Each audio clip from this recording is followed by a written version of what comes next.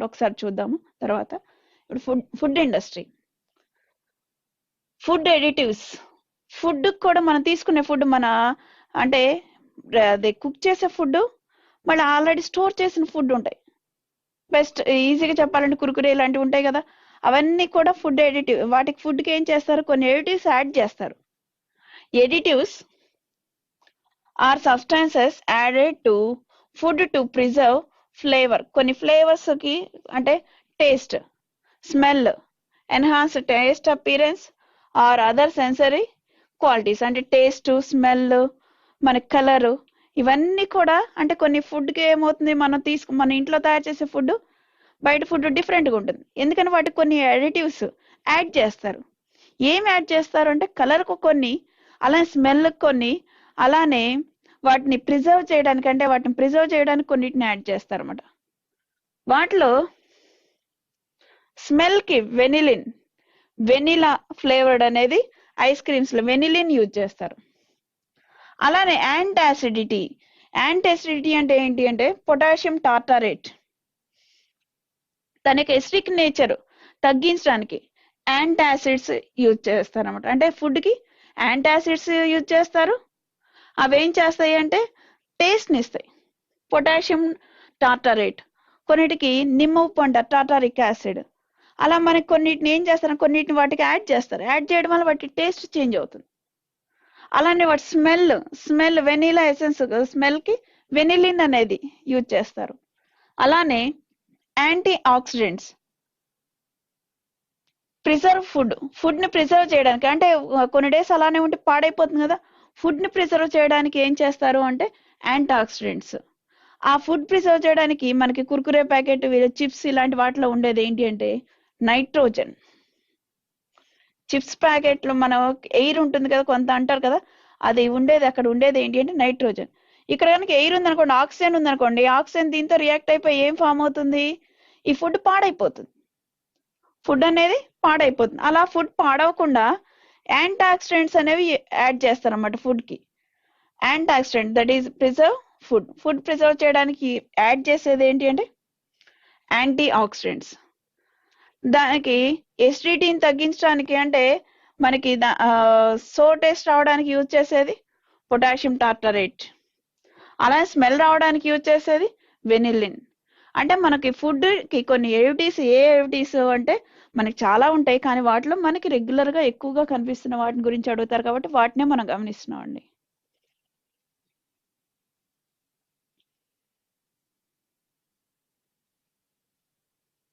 Next one fertilisers ఒకసారి చూద్దాం. Fertilisers కూడా మనకి అంటే మనకేమో ఫుడ్, మెడికల్, అలానే ప్లాంట్స్, సరౌండింగ్స్ లో మనం ఏం యూజ్ చేస్తున్నాం. ఫర్టిలైజర్స్ ఒకసారి చూద్దాం. ఫర్టిలైజర్స్ కూడా మనకి అంటే మనకేమో ఫుడ్, మెడికల్, అలానే ప్లాంట్స్, సరౌండింగ్స్ లో మనం ఏం యూజ్ చేస్తున్నాం. ఆ ఇండస్ట్రీస్, మనకు ఉపయోగపడే ఇండస్ట్రీస్, అలానే ప్లాంట్స్. వాటిలో కూడా ప్లాంట్స్ కి ఉపయోగపడే ఇండస్ట్రీస్ ఉన్నాయంటే ప్లాంట్స్ కి ఫర్టిలైజర్స్, ఆ ఫర్టిలైజర్స్ తయారు చేసే ఇండస్ట్రీ అని. అలా మనకి ఫర్టిలైజర్స్ అంటే ఏంటంటే ఆర్గానిక్ ఫర్టిలైజర్స్ ఉంటాయి. Organic fertilizers made from natural and organic materials నుండి తయారవుతుంది. ఈ ఆర్గానిక్ మెటీరియల్స్ నుండి తయారయ్యే ఫర్టిలైజర్స్ లో ఎక్కువగా ఏముంటుందంటే manure, compost, other animal and plant products. ఈ ఆర్గానిక్ మ్యాటర్ నుంచి తయారు చేసేవి ఏంటి అంటే ఆర్గానిక్ ఫర్టిలైజర్స్. మనకి ఫర్టిలైజర్స్ అనేవి మనకి ఆర్గానిక్ ఉన్నాయి, ఇన్ఆర్గానిక్ ఉన్నాయి. ఆర్గానిక్ ఫర్టిలైజర్స్ ఆర్గానిక్ మ్యాటర్ నుండి తయారు చేస్తారు. ఆర్గానిక్ మ్యాటర్ ఏంటి అంటే manure, compost, animal and plant products అనమాట. ఇన్ఆర్గానిక్ ఫర్టిలైజర్స్ అనేవి కెమికల్ కాంపోనెంట్స్ ని బేస్ చేసుకొని తయారు చేస్తారు. కెమికల్ కాంపోనెంట్స్ కంటే నెసరీ న్యూట్రియంట్స్. అంటే ఫర్టిలైజర్స్ అనేవి మనకి 2 టైప్స్, ఇన్ఆర్గానిక్, ఆర్గానిక్. ఆర్గానిక్ అంటే ప్లాంట్స్, యానిమల్స్ వీటి నుండి వచ్చే కంపోస్ట్, మాన్యూర్ ఇవన్నీ కూడా ఆర్గానిక్. ఇన్ఆర్గానిక్ అంటే కెమికల్స్ తో తయారు చేసే ఫర్టిలైజర్స్ అన్నమాట. అలా ఇనార్గానిక్ లో కూడా మనకి ఇవి ఇనార్గానిక్ ఫర్టిలైజర్స్ కూడా న్యూట్రియంట్స్ ఇస్తాయి. ఆర్గానిక్ న్యూట్రియంట్స్ ఇస్తాయి ప్లాంట్ యొక్క గ్రోత్ కి, ఇనార్గానిక్ కూడా ఇస్తూ ఉంటాయి. ఈ మనకి అంటే మనకి మెయిన్ మనకి 3 elements are main primary fertilizers, primary elements. Plant growth అవ్వాలి అంటే కంపల్సరీగా 3 మెయిన్ ఏంటవి? Phosphorus, nitrogen, potassium. NPK, nitrogen, phosphorus, potassium. ఈ 3 కంపల్సరీగా ప్లాంట్ యొక్క గ్రోత్ కి అవసరం అనమాట, ప్రైమర్ గా అవసరం. ఇవి కాక ఇంకేం అవసరం లేదంటే ఇంకా అవసరము, కానీ మెయిన్ అదే ఏమేమి కావాలంటే nitrogen, primary elements nitrogen, phosphorus, potassium. Phosphorus అనేది nutrient that plants need continuously. Phosphorus continuous గా అవసరం వాటికి throughout their life cycle. అంటే మనకి ప్లాంట్ అనేది నాటిన తర్వాత లీవ్స్ అలానే స్ప్రెడ్ అవ్వడము, తర్వాత ఫ్రూట్స్, అలానే అలా డిఫరెంట్ గా ఆ స్టేజెస్ అంతా లైఫ్ సైకిల్ మొత్తము ఏం యూస్ఫుల్ అవుతుంది అంటే phosphorus. It help strengthen the root system. అంటే రూట్ ఉంటేనే కదా మనకి ప్లాంట్ అనేది, ఒక ప్లాంట్ కి మెయిన్ ఏంటి అంటే దానికి ఉన్న రూట్స్. ఈ రూట్స్ కి ఏం అవసరము అంటే ఫాస్ఫరస్. రూట్ ఉంటేనే ప్లాంట్, రూట్ లేదు ప్లాంట్ ఉండదు. అంటే ప్లాంట్ ఉన్నంత వరకు రూట్స్ ఉంటాయి. ఈ రూట్ ఉండాలి అంటే కంపల్సరీగా ఏం కావాలి? Phosphorus. It help to strengthen the root system and stems of a plant.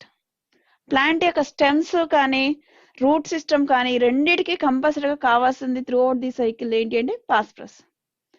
Nitrogen is useful in fertilizer, particularly during the middle stages of a plant's lifespan, when needs encouragement continue to grow large and stem new leaves. New leaves అంటే కొత్తగా వచ్చే వాటికి మధ్యలో first plant బిగించేసి మళ్ళీ ఆ last వరకు ఏం అవసరం అంటే ఫాస్ఫరస్. మిడిల్లో కొత్తగా వచ్చే ఫ్రూట్స్ కానివ్వండి వీటన్నిటికీ కావాల్సింది ఏంటి అంటే nitrogen. Next potassium. Potassium will help your plants to grow deeper and stronger roots.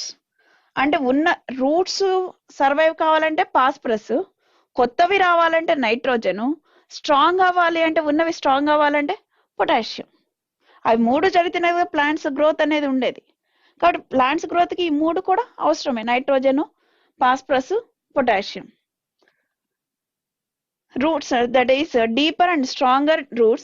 It can also help protect plants from harmfulness నుంచి కూడా అది ప్రొటెక్ట్ చేస్తుంది.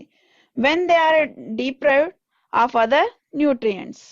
వేరే న్యూట్రియంట్స్ అనేవి ఉన్నా లేకపోయినా ఇదేం చేస్తుందంటే అది స్ట్రెంగ్త్ ఇవ్వడానికి యూజ్ అవుతుంది అనమాట. ఇలా మనకి ఆర్గానిక్ ఫర్టిలైజర్స్ తో పాటు ఆ ఫర్టిలైజర్స్ లో మనకి ఏమి ఉండాలి అంటే కంపల్సరిగా నైట్రోజన్, ఫాస్ఫరస్, పొటాషియం, NPK. దీన్ని ప్రైమరీ ఎలిమెంట్స్ అంటాం అనమాట.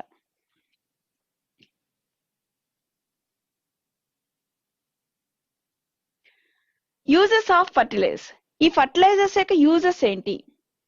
మనకు ఫర్టిలైజర్స్ అవసరం అంటే ప్లాంట్స్ గ్రోత్ కి ఫర్టిలైజర్స్ అనేవి ఆర్గానిక్ ఉన్నాయి, ఇన్ఆర్గానిక్ ఫర్టిలైజర్స్ ఉన్నాయి.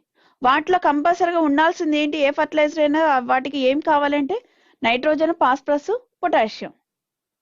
వాటి వల్ల యూజెస్ ఏంటి ఫర్టిలైజర్స్ వల్ల అంటే they are used to providing additional nutrients to the plants. Plants కి మనము వాటర్ అనేదే కాకుండా ఎడిషనల్ న్యూట్రియంట్స్ అనేవి కూడా ఈ ఫర్టిలైజర్స్ ద్వారా they are added to improve the yield of the crops. అంటే ప్రొడక్టివిటీ పెరుగుతుంది. ఆ ప్రొడక్టివిటీ ఎక్కువ కావాలన్నా కానీ అలానే న్యూట్రియంట్స్ ప్లాంట్స్ కి న్యూట్రియంట్స్ కావాలన్నా కానీ ఫర్టిలైజర్సే. Nitrogen rich fertilizer are used for the greening of lawns. Nitrogen అనేది ఏం చేస్తుందంటే గ్రీన్ కలర్ లో, అంటే ఆ లీవ్స్ మిడిల్ స్టేజ్ అన్నాం కదా, కొత్త ఆకులు రావాలన్నా అంటే లీవ్స్ రావాలన్నా కానీ ఏం అవసరం అంటే నైట్రోజన్. అవి ఎక్కువగా వస్తున్నప్పుడు ఏ కలర్ లో ఉంటుందంటే green. Organic fertilizers improve the texture and fertility of the soil. సాయిల్లో అంటే సాయిల్ స్ట్రాంగ్ గా ఉంటేనే దానిలో ఉన్న ప్లాంట్ సాయిల్ కు ఉన్నదే తీసుకునేది అది. ఆ ప్లాంట్ గ్రోత్ అవ్వడానికి. కాబట్టి అది కూడా ఆ సాయిల్ స్ట్రాంగ్నెస్ ఏది ఇస్తుంది అంటే organic fertilizers. Fertilizers are added to potted plants to the replace the lost nutrients. Potted plants అంటే కుండీలు ఇలాంటివి ఉంటాయి చూసారు, అలాంటి ప్లాంట్స్ కూడా న్యూట్రియంట్స్ అనేవి చిన్నగా ఉన్నా కానీ వాటికి కూడా సాయిల్లో ఉన్న వాటికే కాదు, ఈ వీటిలో ఉన్న వాటికి కూడా న్యూట్రియంట్స్ అనేవి అవసరము. అవి దేని ద్వారా అంటే ఫర్టిలైజర్స్ ద్వారా. ఆ ఫర్టిలైజర్స్ ఎన్ని ఉన్నాయంటే 2 types, organic fertilizer, inorganic fertilizer. అలా ఆర్గానిక్ ఫర్టిలైజర్స్ అంటే ప్లాంట్స్ యానిమల్స్ నుంచి, ఇన్ఆర్గానిక్ అంటే కెమికల్స్ నుంచి తయారు చేసేవి. ఆ కెమికల్స్ నుంచి తయారు చేసే ఇన్ఆర్గానిక్ ఏంటి అనేది చూద్దాం.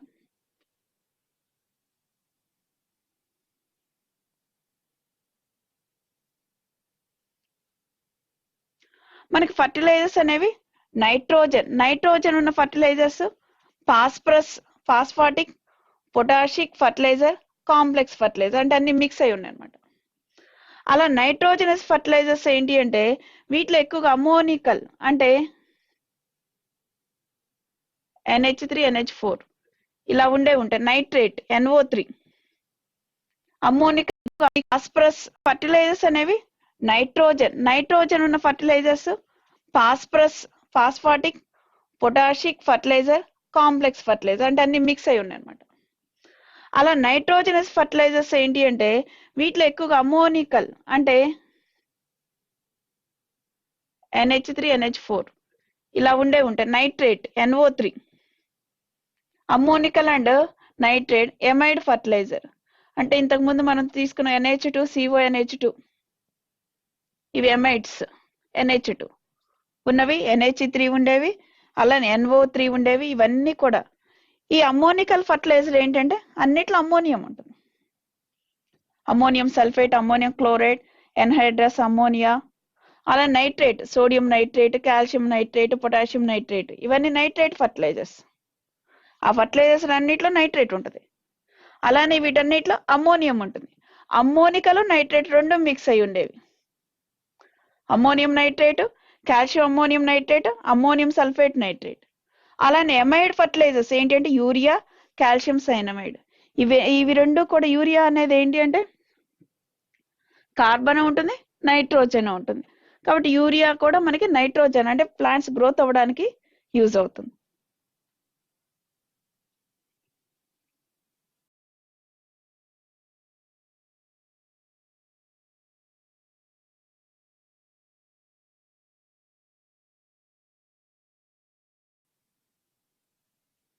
Next potassium fertilizer.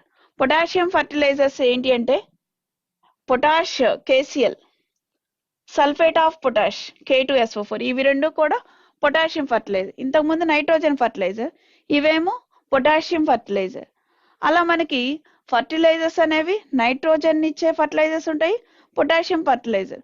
దేనికంటే ఆ సాయిల్లో నైట్రోజన్ తగ్గితే నైట్రోజన్ ఫర్టిలైజర్ యూజ్ చేస్తారు. ఆ క్రాప్ లో పొటాషియం అవసరం అనుకుంటే పొటాషియం, అలానే ఫాస్ఫరస్ అవసరం అంటే ఫాస్ఫరస్.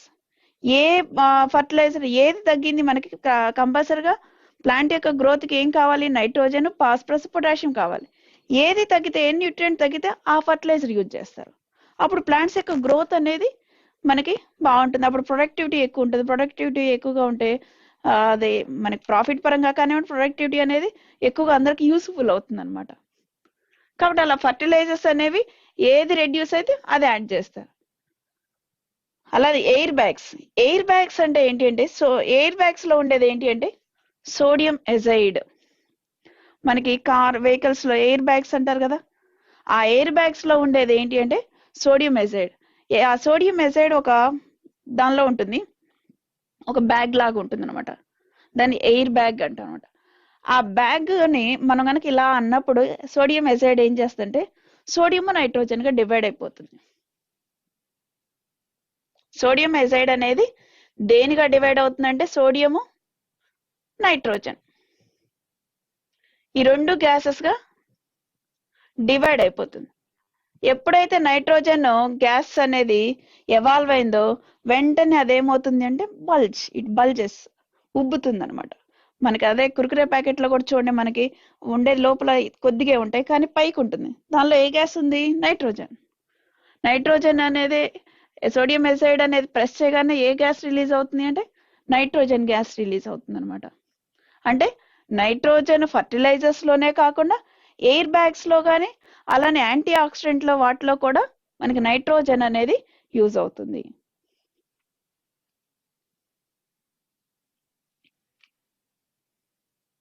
నెక్స్ట్ ఫైర్ వర్క్స్ మనకి ఫర్టిలైజర్స్ లో ఏ ఎలిమెంట్స్ అనేవి మెయిన్ అనేది అడిగారండి. నెక్స్ట్ ఫైర్ వర్క్స్, మనకి ఫైర్ అనేది ఇస్తున్నప్పుడు అన్ని ఒకే కలర్ అసలు ఫైర్ ఎక్కువగా యూజ్ చేసేది ఏంటి అంటే ఫైర్ వర్క్స్.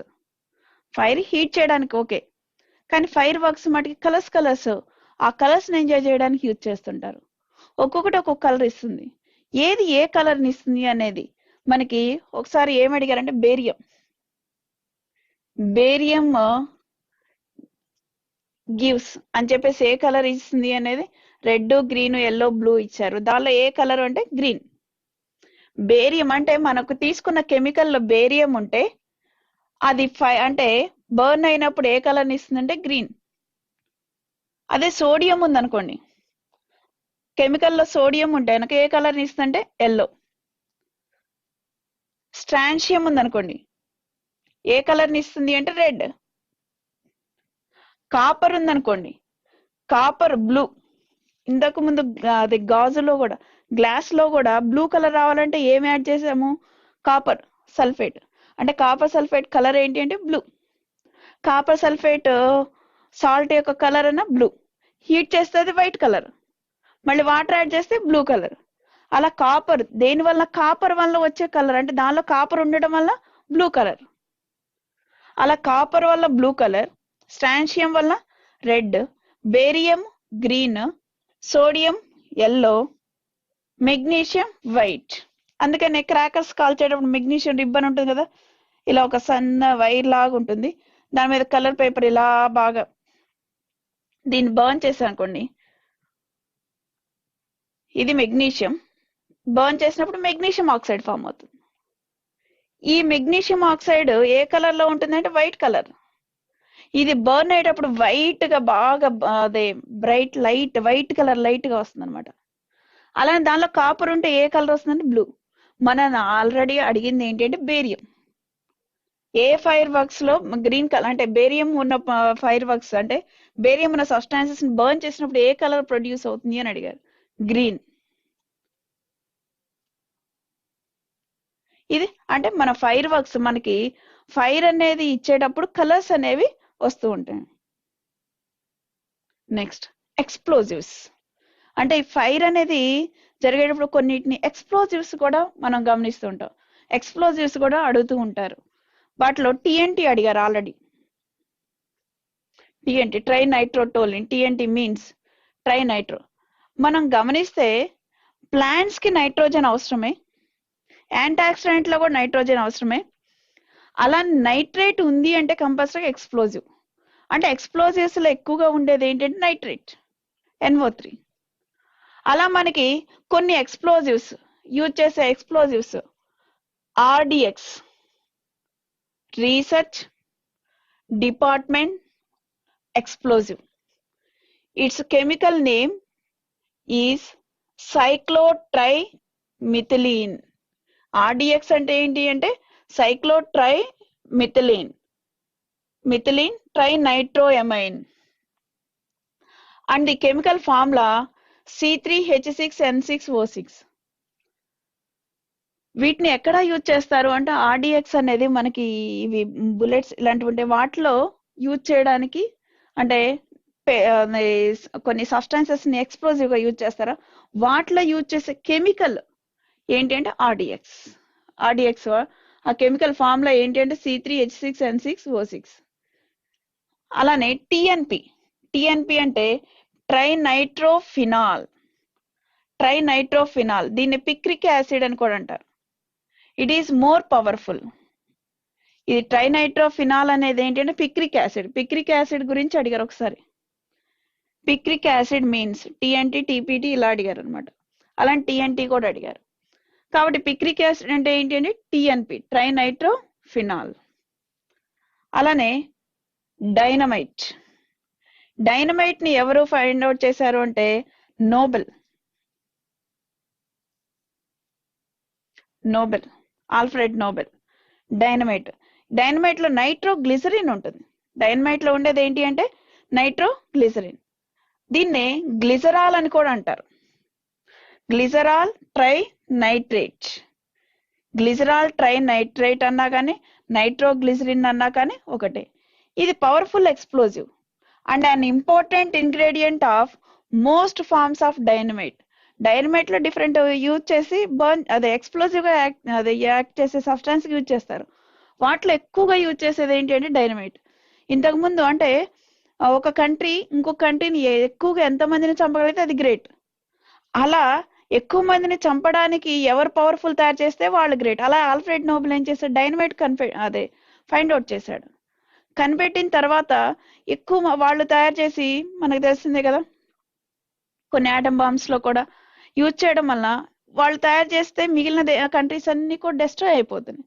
అందుకని యుఎన్ఓ వాళ్ళు ఏం చేశారు, వాటిని అలా తయారు చేయకూడదు అని చెప్పేసి వాటిని బ్యాన్ చేస్తే, వాటిని యూస్ఫుల్ వాటికి అంటే ఎక్స్ప్లోజివ్ గా కాకుండా వాటిని ఏం చేశారంటే మళ్ళీ ఆ ఫార్ములాని తీసుకొచ్చి దీనిలో యూజ్ చేసే ఫార్ములాని యూజ్ చేసి న్యూక్లియర్ రియాక్టర్ ఫైండ్ అవుట్ చేశారు. ఆ న్యూక్లియర్ రియాక్టర్ లో ఏమైందంటే ఇక డైనమైట్ లోనే ఎక్స్ప్లోజివ్ గా యూజ్ అయింది, న్యూక్లియర్ రియాక్టర్ లో యూస్ఫుల్ ప్రోడక్ట్ గా తయారైంది. అంటే ఇదే ఫార్ములాని తీసుకెళ్ళి ఎక్కడ మనకి న్యూక్లియర్ రియాక్టర్ లో, అంటే ఒకదాన్ని మనం డెస్ట్రాయ్ చేయడానికి యూజ్ చేసుకోవచ్చు, యూస్ఫుల్ గా యూజ్ చేసుకోవచ్చు. అలా డెస్ట్రాయ్ చేసే దానిలో యూజ్ చేసి డైనమైట్ ని ఫైండ్ అవుట్ చేశారు. దీని ఫార్ములాని తర్వాత ఏం చేశారంటే న్యూక్లియర్ రియాక్టర్ లో ఎలక్ట్రిసిటీని పవర్ ని జనరేట్ చేయడానికి యూజ్ చేశారు. అలా ఇది 1863లో ఈ డైనమైట్ టిఎన్టీ రెండింటిని 1863లో. అంతకుముందు టిఎన్జి ఉండేది. ఈ టిఎన్జిని పవర్ఫుల్ గా 1848లో ఉండేది. దీన్ని పవర్ఫుల్ గా చేయడం కోసం ఏం చేశారు అంటే డైనమైట్ టిఎన్టీ రెండింటిని తయారు చేశారన్నమాట, ఇంకా పవర్ఫుల్ గా. ఆల్రెడీ టిఎన్పిఎన్ ఇవి ఉండేవి, వాటిని పవర్ఫుల్ గా చేయడానికి టిఎన్జి, వీటిని ఇంకా పవర్ఫుల్ గా చేయడానికి ఏం యూజ్ చేశారంటే డైనమైట్ టిఎన్టీ. టిఎన్టీ అంటే ఏంటి అంటే trinitrotoluene. It is more stable than dynamite. Stable గా ఉంటుంది. ఒక్కోసారి ఈ డైనమైట్ ఏమవుతుంది, ఉన్న కండిషన్స్ కనుక చేంజ్ అయినాయి అనుకోండి, ప్రెషర్ టెంపరేచర్ చేంజ్ అయితే ఒక్కోసారి వెంటనే బర్స్ట్ కావచ్చు. కానీ అలాంటి బర్స్ట్ కాకుండా స్టేబుల్ గా ఉండి ఎక్స్ప్లోజివ్ గా అది యూజ్ అవ్వగలుగుతుంది. ఏంటి అంటే ట్రైనైట్రోటోలిన్ టిఎన్టీ. ఇలా మనకి ఎక్స్ప్లోజివ్స్ ఫైర్ వర్క్స్ మీద కూడా క్వశ్చన్స్ అనేవి కనిపిస్తూ ఉన్నాయి. ఎక్స్ప్లోజివ్స్ లో మనల్ని టిఎన్టీని బేస్ చేసుకొని ఆల్రెడీ అడిగింది. అలానే బేరియం కలర్స్ ఫైర్ వర్క్స్.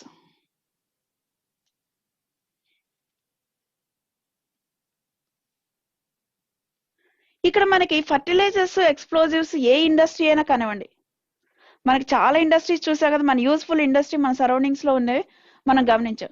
ఏ ఇండస్ట్రీ అయినా కానీ ఇది కూడా క్వశ్చన్స్ అడగడానికి అవకాశం ఉంది. కాబట్టి ఆ డిసీజెస్ ఎక్కువగా అడుగుతున్నవి ఏంటి అంటే పాస్ప్రస్ యూజ్ చేసే ఇండస్ట్రీస్ ఉంటాయి కదా, వాటిలో పనిచేసే వాళ్ళకి ఏ డిసీజ్ వస్తుందంటే ఫాసిజా. అలానే మెర్క్యూరీని యూజ్ చేసేటప్పుడు మెర్క్యూరీ థర్మోమీటర్ లో ఉంటుంది మెర్క్యూరీ, అది కనుక బై మిస్టేక్ బయటకు వచ్చింది అనుకో అదేమవుతుంది, వెంటనే ఎవాపరేట్ అవుతుంది. ఆల్కహాల్ ఎవాపరేట్ అయితే ప్రాబ్లం ఏమడదు, కానీ మెర్క్యూరీ ఎవాపరేట్ అయితే మటుకు ఆ ఎవాపరేట్ అయిన గ్యాసెస్ ఎయిర్ లో మిక్స్ అయిపోయినాయి అనుకోండి, ఆ ఎయిర్ ని మనం బ్రీత్ చేసాం అనుకోండి, ఆ బ్రీత్ చేయడం వల్ల డిసీజ్ వస్తాయి. అంటే మెర్క్యూరీ ఎవాపరేట్ అయిపోయి ఆ ఎవాపరేట్ అయిన ఎయిర్ ని బ్రీత్ చేయడం వల్ల వచ్చే డిసీజెస్ ఏంటి అంటే మినిమేటా. అంటే మెర్క్యూరీ ఇండస్ట్రీలో ఎక్కువగా చేసే వాళ్ళకి ఏ డిసీజ్ వస్తుంది అంటే మినిమేటా. అలానే న్యూమోకోనియాసిస్, ఇది కోల్ మైన్స్ లో చేసే వాళ్ళకి ఎక్కువగా వస్తుంది. కోల్ మైన్స్ లో చేసేటప్పుడు కూడా ఎక్కువగా కోల్ మైన్స్ లో వర్క్ చేసే వాళ్ళకి అది బ్రీత్ చేయడం, దానిలో వచ్చే గ్యాస్ ఉంటుంది కదా, అది బ్రీత్ చేయడం వల్ల ఏది వస్తుందంటే న్యూమోకోనియాసిస్. అలానే మనకి సిలికోసిస్ అంటే గ్లాస్ ఇండస్ట్రీలో చేసే వాళ్ళకి ఎక్కువగా వచ్చే డిసీజ్ ఏంటి అంటే సిలికోసిస్. అలానే spinning and ginning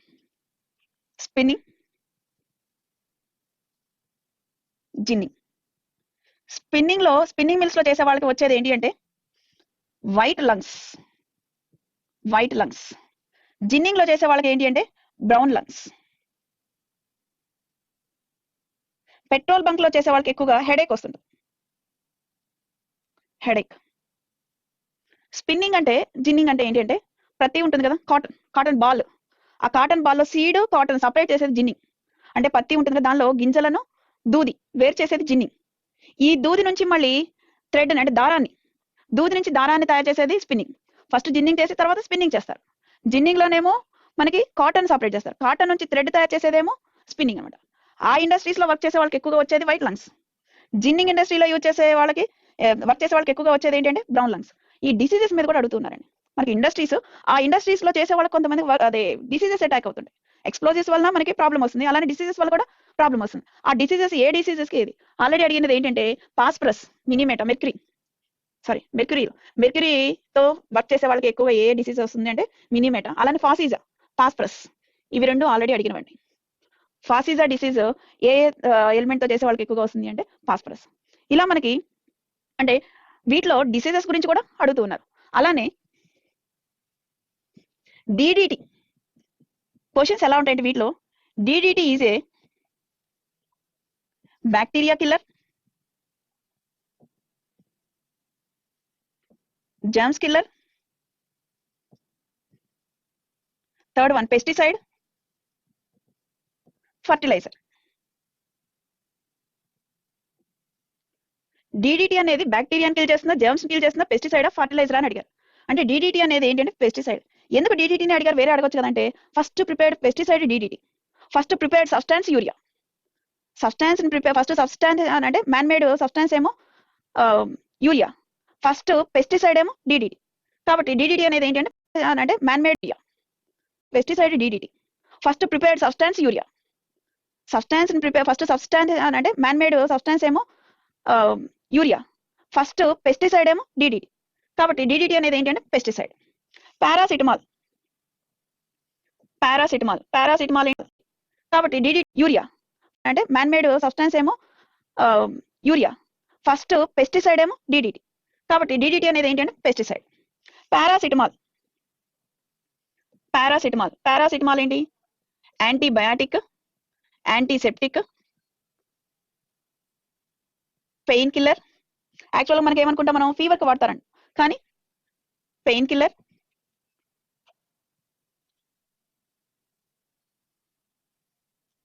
next allergy, ఇలా ఇచ్చారు. అలాంటప్పుడు మనకి మిగిలిన డ్రగ్స్ గురించి తెలుసు కదా, యాంటీబయాటిక్, యాంటీసెప్టిక్ డ్రగ్స్, అలానే ఎలర్జీస్, సల్ఫర్ డ్రగ్స్. అంటే కంపల్సరీ దేనికి వాడతారు అంటే పెయిన్ కిల్లర్. అలా మనకి కొన్నిటిని ఎలిమినేట్ చేయడానికి కూడా మనకి ఈ నాలెడ్జ్ అనేది ఉపయోగపడుతుంది. అలానే మనకి